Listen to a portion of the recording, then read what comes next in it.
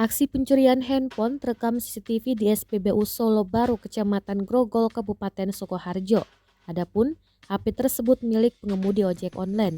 Rekaman CCTV itu menunjukkan adanya antrian pengisian bensin di SPBU secara mandiri. Terlihat seorang pria diduga ojol dengan berjaket hijau melakukan pengisian bensin. Secara bersama antrian di belakangnya, terlihat ada seorang pria yang berjaket abu-abu mendekati motornya dan mengambil HP yang berada di dashboard motor milik korban. Akan tetapi, aksi pria berjaket abu-abu tersebut nampak diketahui pengemudi sepeda motor di belakang yang mengantri pengisian bensin.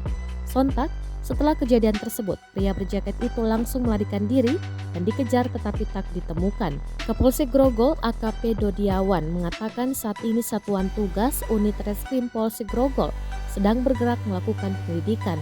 Untuk mengantisipasi kejadian serupa, Dodiawan mengimbau masyarakat untuk waspada dengan barang bawaannya saat melakukan pengisian bensin.